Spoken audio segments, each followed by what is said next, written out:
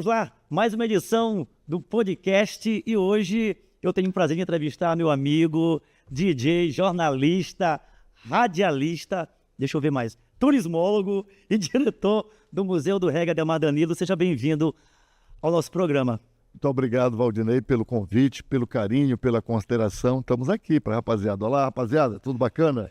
Olha, muita gente me pediu para eu trazê-lo para a gente falar sobre vários assuntos. Agora é muita coisa. A gente já conversou bastante nos bastidores, mas eu quero saber um pouco sobre o Ademar Danilo, o primeiro programa de reggae do Maranhão. Foi você que fez. Exatamente, foi na Rádio Mirante FM, em 1985. Eu fui convidado pelo então diretor da emissora da Mirante FM, o jornalista e poeta Celso Borges, que éramos amigos e tínhamos grupos de poesia. Eu tinha um grupo de poetas mais jovem, eu participava, e ele era de um outro grupo de poetas, também jovens, mas alguns anos a mais do que nós. Ele era do Guarnicê, eu era da Academia dos Párias. E eu levei essa turma para o reggae, e apresentei os lugares, e o Celso Borges, que não conhecia, olhou naquilo uma grande oportunidade, porque ele era diretor de uma emissora. Então, o que ele viu ali naquele momento? Ele viu a matéria-prima dele, a música. Então ele viu uma música, ele viu um público que gostava dessa música, e ele viu também alguém que entendia do assunto e que era próximo a ele. Então ele me convidou para fazer esse programa. Valdinei, na época desse programa, eu estava quase concluindo o meu curso de Direito. Eu não imaginava, eu já estava no reggae, porque eu sempre gostei de reggae desde molequinho, né? Mas não imaginava algo de comunicação, de absolutamente nada disso. E o Celso me convidou, eu disse, fazer um programa de reggae na rádio, eu vou topar fazer isso daí. Meu irmão, eu entrei na Mirante, comecei a fazer esse programa, e com 3 meses de programa, o que eu mais tinha, sabe o que era, Valdinei? O que? Era namorada. Isso era um programa semanal, Ademar? Era o Reggae Night já? Aí eu digo, era o Reggae Night. Aí eu digo, meu Deus, é aqui que eu tô, nasci para isso. E como foi essa parceria? Aí eu imediatamente digo, este é o meu caminho profissional. E fiz outro vestibular, dessa vez para comunicação, que é a profissão que eu sou. Eu sou um comunicador. Eu não sou alguém do direito, eu não sou alguém da filosofia, que eu fiz metade do curso. Eu sou alguém da comunicação. Então você iniciou o programa Reggae Night. E como foi essa parceria com o Fauzi? Bom, aí quando o Celso me convidou, pouco tempo antes, eu tinha conhecido um paulista que tinha disco de reggae também, que era Fauzi. Eu tinha disco de reggae, ele também. Eu digo, eu vou convidar aquele paulista que também tem disco para a gente somar e fazer um programa, né, na Mirante. Aí eu convidei Fauzi para fazer o programa. Uhum. E aí fizemos, né, de 85. Em 86 ele seguiu o rumo dele, eu segui meu rumo, a gente deixou de apresentar juntos. Eu prossegui na Mirante, ele foi para a Difusora, depois daqui da Mirante, depois da Mirante eu fui para a Rádio São Luís, que era a maior audiência da época, ainda a AM, e aí praticamente por todas as... Conexão Caribe foi em qual rádio? Na Difusora a partir de 89, de 89 a 94. Pois é, eu fui teu ouvinte no Conexão Caribe, tinha umas fitas cassete. Eu te falei sobre isso, algumas músicas que eu sempre te pedi. Quem canta? Você nunca conseguiu me atualizar sobre isso, mas com o passar do tempo eu descobri Horace Andy, né? Lembra? Coisa boa. Linda. O Conexão Caribe, Valdinei, ele foi um fenômeno de audiência. Ele foi, na época, medido pelo próprio Ibope, que era o grande instituto de pesquisa da época, como a maior audiência do rádio maranhense. Inclusive, tem uma coisa curiosa, o programa Conexão Caribe acalmou a cidade. Eu consegui acalmar São Luís do Maranhão em um momento muito relevante da história da cidade, quando, muito antes de haver internet, muito antes de haver a indústria da fake news, São Luís sofreu um pânico com uma fake news, que foi uma tal de uma revolta da gangue da Bota Preta. Parou a cidade.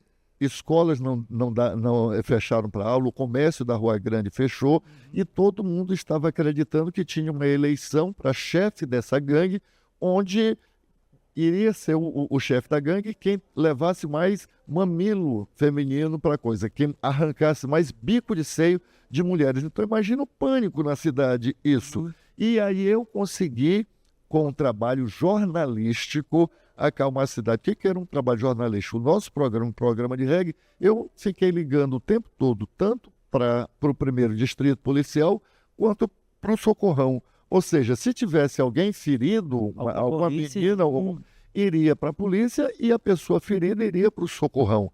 Então eu fui mostrando para a cidade que aquilo era um alarme falso e tal. Então toda a imprensa, depois do dia seguinte, registrou um programa de reggae acalmou São Luís e tal. Então o alcance do programa, né? O alcance desse programa de reggae que tu falaste agora. Já faz um tempo, né?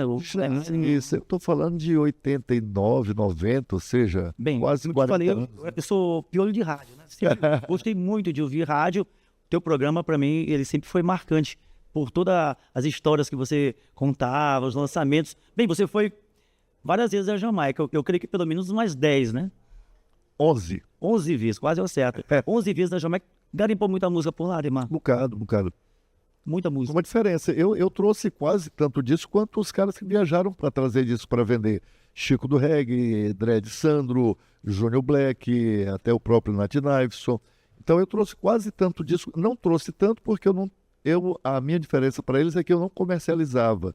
Então, todos os discos que eu trouxe são discos do meu acervo. Cara, eu sempre ouvi umas historinhas engraçadas lá da Jamaica. Tu tens alguma para me contar? Pode. Conta uma. Rapaz, para eu me lembrar assim... Mas antes de eu falar dessa história, continuando esse negócio de disco, hoje eu devo ter uma das maiores coleções de reggae de vinil do Maranhão. Não sei se é a maior. Você lançou muita música? Muita. E deu também para ser lançada? Dei bastante a música aí para a rádio. 2 exemplos para mim. Hoje, Valdinei, eu tenho mais de 6 mil discos de vinil. Uau, muita coisa. É muita coisa. Muita coisa. Por exemplo, tem uma radiola que começou, eu não sei se ela existe, acho que não existe mais, mas ela começou com o meu acervo, que foi a FM do Clubão. Não existe mais. Não existe mais, né? Eu sei que não. Raimundinho, Moisés. Eu dei as músicas deles, praticamente 100%, né? Eu que dei para eles, não tinha música para eles. E foram lançadas, né? A gente vai chegar nessa parte do melô, e aí começaram a ser codificadas, não, apelidadas, né? Codificadas, acho que é na época de Serraria, mas a gente vai chegar lá também. Apelidadas. Chegou a batizar alguma? Não, de melô... Não, se batizei, não teve relevância para mim. Eu trouxe muita música que foi batizada como melô. Eu divulguei muita música que foi batizada como melô. Eu fiz ter sucesso muita música que foi batizada 2 exemplos como melô. Caranguejo, quem popularizou o caranguejo fui eu. Uau. Ordinary Man não tem nome de do Matumbi. Você trouxe o Denis Bowell aqui, né? Olha só. Cinderela de Eric Donaldson. As pessoas chamam o melô de Cinderela, mas o nome da música realmente é Cinderela. Então, essa música que eu costumo dizer que é o segundo maior sucesso de reggae da história do Maranhão. Sim. O primeiro é Idi Amen. É o hino. O segundo maior sucesso é Cinderela. Eu não tenho nenhuma dúvida disso. E só eu que tinha esse disco. Uau. É do Juan de Bolas, né? Não, o meu era uma edição africana, uma edição nigeriana, que me foi dada por um amigo meu, que éramos contemporâneos da Universidade Federal do Maranhão, e ele era de um grupo de africanos que estudava aqui, no Maranhão. E com a história de reggae para cá, reggae para lá, ele disse, eu tenho um disco que eu vou te dar de presente. E era o disco do Eric Donaldson. Deixa eu voltar um pouco. A gente está falando de história de reggae, mas tem alguma explicação como o reggae chegou a São Luís do Maranhão? A gente tem várias histórias, né, Ademar? Qual seria a mais plausível? Não, tem várias tentativas de explicação. Olha, Valdinei, para entrar nesse assunto, a gente precisa... a gente pode até falar resumidamente. A gente precisa ter clareza de que cultura não é matemática. Cultura não é uma ciência exata. Sim. A matemática, 1 mais 1 dá resultado 2 aqui, na China, no Japão, no Alasca, em qualquer lugar do mundo, 1 mais 1 vai dar 2. Na cultura, não. A cultura, na verdade, as mentiras na forma de mitos e de lendas, são fundamentais para a formação da cultura. Sim. Então, não precisa de uma explicação plausível. Por exemplo, o maior símbolo musical do Brasil é o samba. Tu sabes quem inventou o samba? Não. Nem eu. E nós não estamos sofrendo por causa disso. Ninguém sabe quem inventou o samba. Tem até uma briga, Bahia e Rio de Janeiro, para saber quem, né? Tá entendendo? Essas coisas que enriquecem a cultura. Assim, da mesma maneira, é o reggae no Maranhão.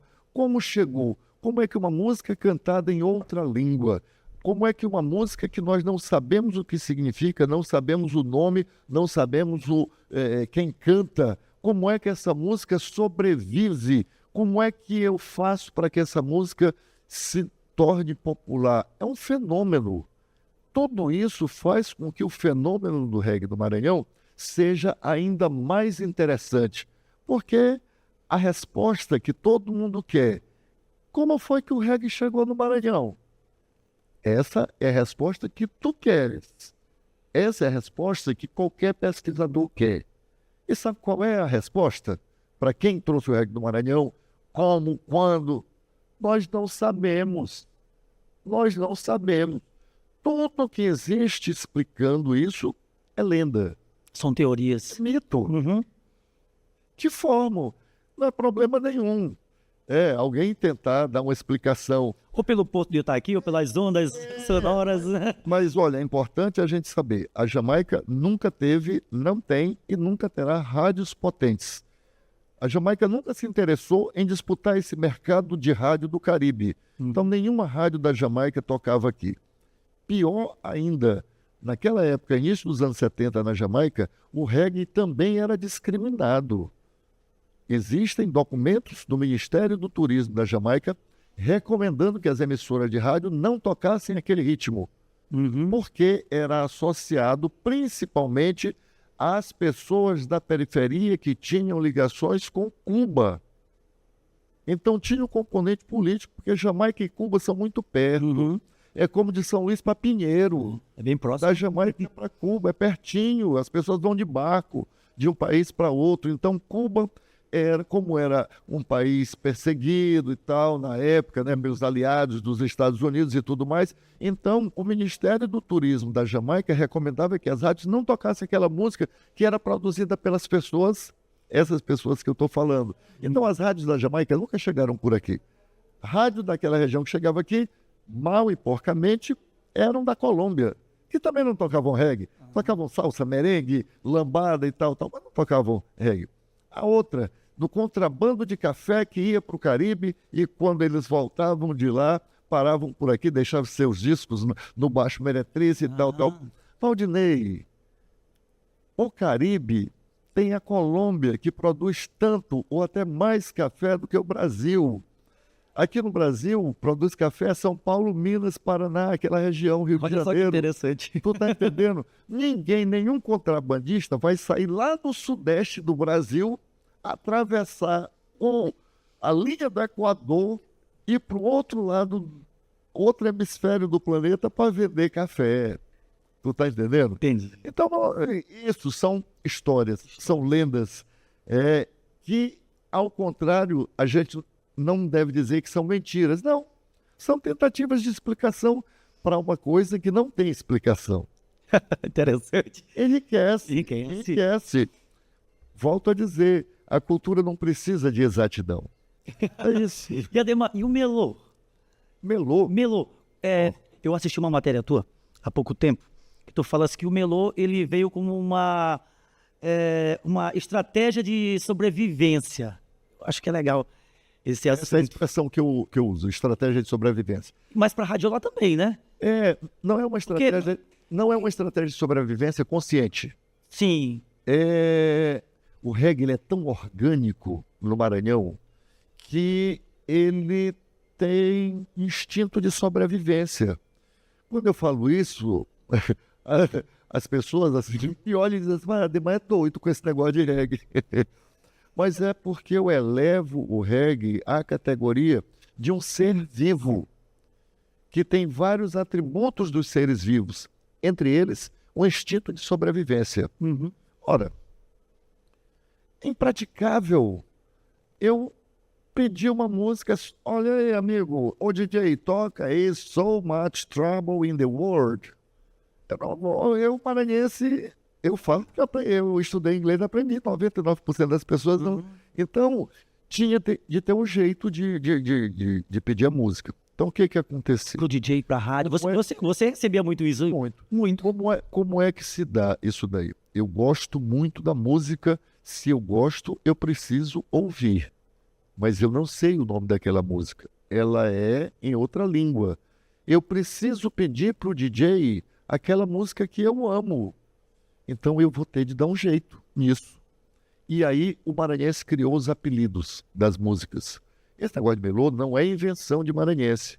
Melô, para designar música, para apelidar música, foi uma criação de um radialista carioca chamado Big Boy, nos anos 1970. Ele tocava rock também em inglês. Então ele simplificou a vida dos ouvintes dele, apelidando as músicas. E melô vem de melodia. Ele ficava dizendo, Big Boy, essa melodia é muito linda, melodia, melô, melô. Então quem apelidou, quem criou o melô foi Big Boy, no Rio de Janeiro. E o maranhense adaptou isso para a nossa realidade. Primeiramente, captando semelhanças sonoras de frases ou palavras em inglês que parecessem frases ou palavras em português. Sim. Aí temos inúmeros exemplos disso aí. Você falou de caranguejo. Caranguejo é uma delas. O caranguejo é o maior exemplo disso. O nome da música do melô do caranguejo é White Witch, Bruxa Branca, que é uma lenda jamaicana. Isso. E no refrão da música é White Witch gonna get you. A bruxa branca vai te pegar. E ela canta White Witch gonna get you, White Witch gonna get you. O maranhense foi aí o caranguejo. Aí bateu o tchá-tchá. Aí o caranguejo.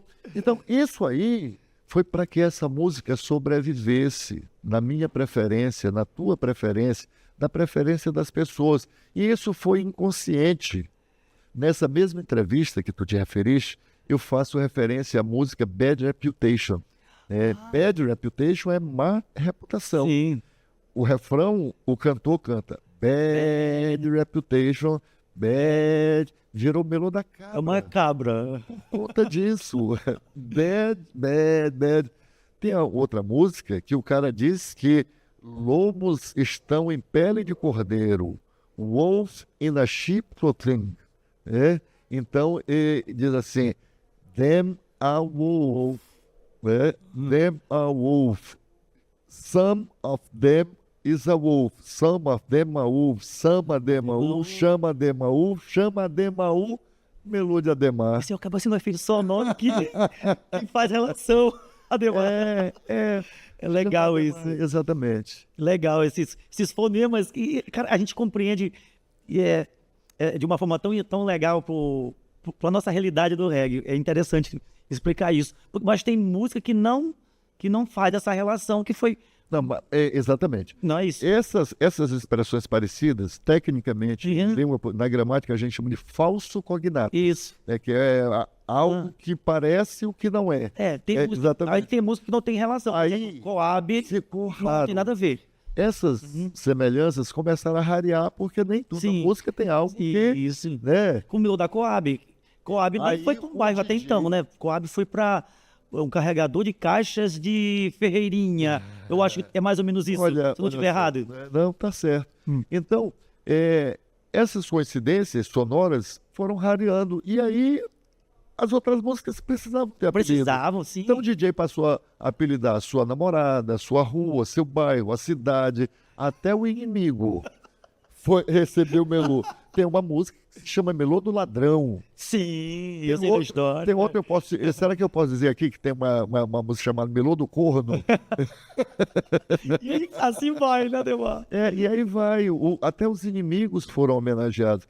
E qualquer coisa virou melô. Pois é, melô de Medusa não tem nenhuma relação com a mitologia grega. Medusa é o DJ Celso Medusa, que foi lançado no Sonzão do Junior Black, no festejo de Osvaldo, no Sacavém. Tem um DJ que Junior Black acabou batizando, né? Ele acho que encontrou a música na Jamaica e trouxe. Então, é muito legal e interessante, porque o melô, ele sobrevive, né, Ademar? E faz parte da nossa cultura, não é isso? É claro. Como eu te falei, é um instrumento de sobrevivência, é uma estratégia de sobrevivência. Foi assim que o reggae conseguiu se manter há 50 anos, como ele vem se mantendo. E o reggae não cai. É interessante a gente entrar nessa parte, Valdinei, porque tem gente que diz assim, o reggae está menor. Não está menor. Se duvidar, está até maior. Qual é a minha avaliação? Antigamente o reggae era um blocão único. Era uma única coisa que chegava e impactava. Com o passar do tempo, com a evolução do processo, do movimento, esse blocão ele foi se segmentando. Então hoje, em vez de ter aquele blocão, nós temos o segmento do reggae roots, do reggae eletrônico, do reggae de praia, do reggae de bairro, do reggae de banda, né? Então são vários colecionadores, né? Tem o reggae do vinil, tem o reggae digital. Então, são tantos segmentos que eu acho que se juntar todo mundo novamente, o reggae pode estar até Eu ia fazer essa pergunta para você. Como tu olhas o movimento de reggae atual aqui em São Luís? O reggae é um fenômeno, ele se renova, ele tem uma capacidade de resiliência, de resistência. Caramba, o reggae nunca precisou do poder público. O reggae sempre remou contra a maré.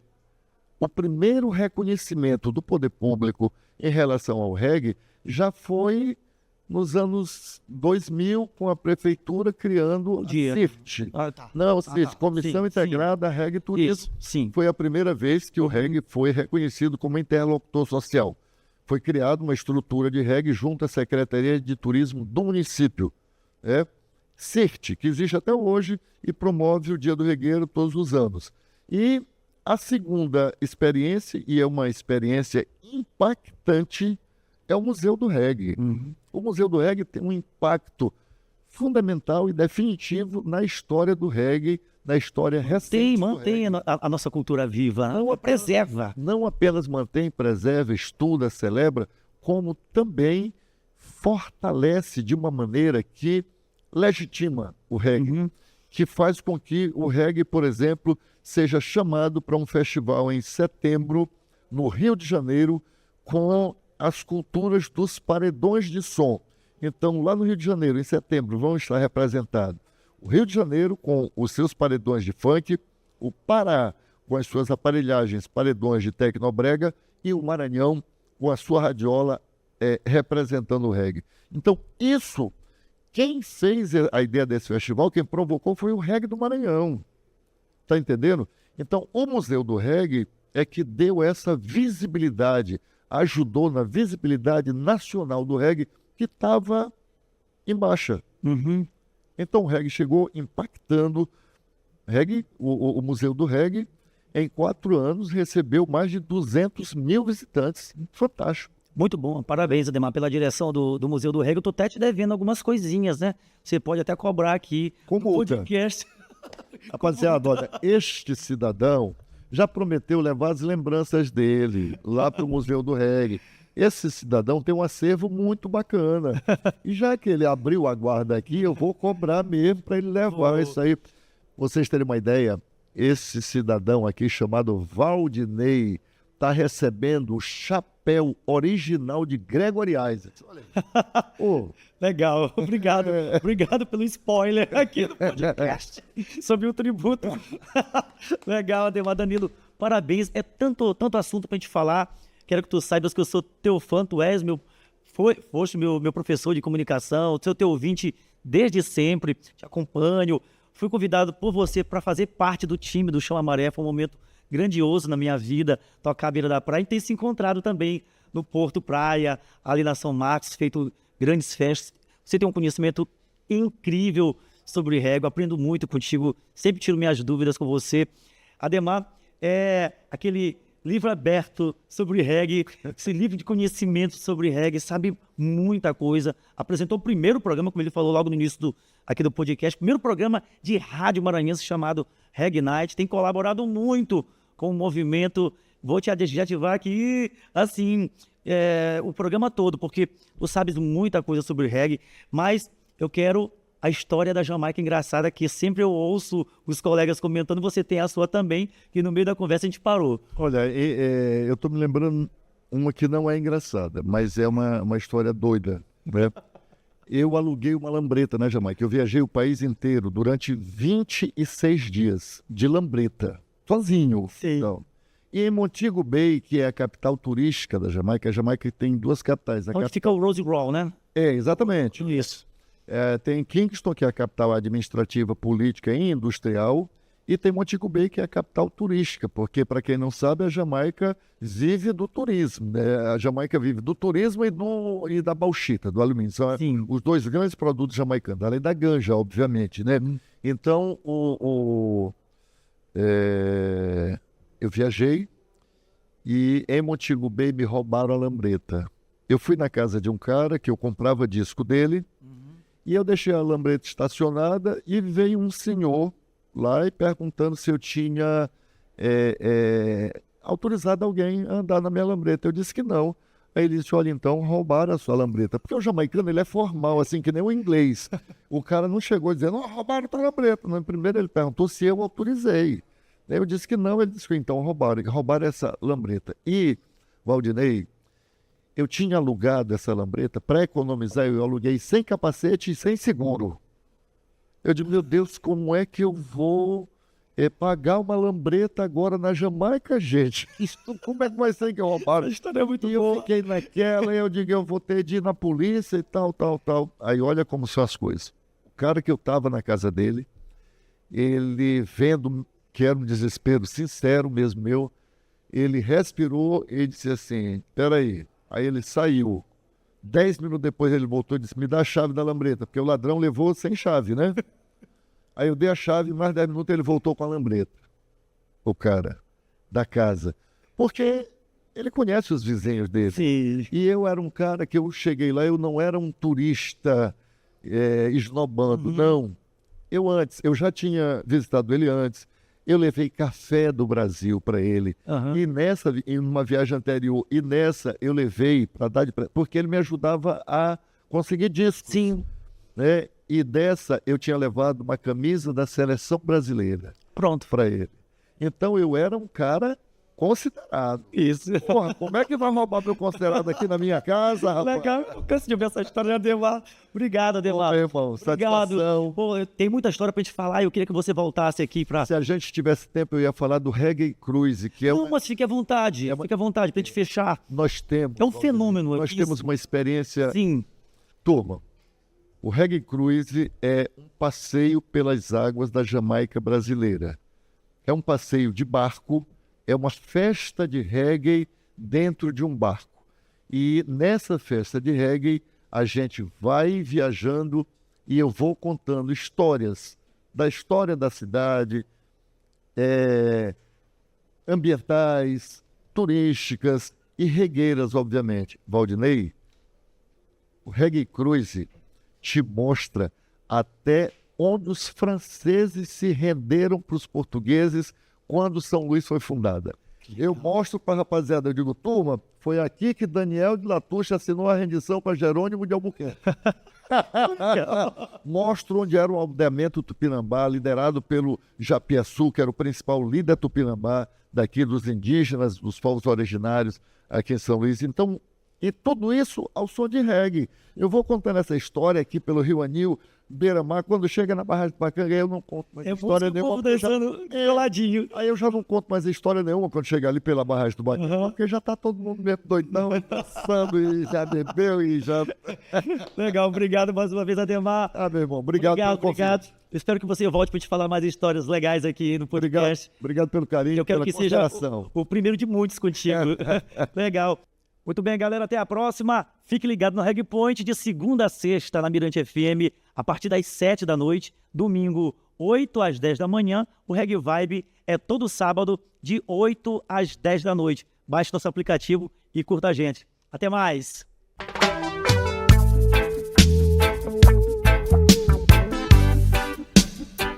Ah!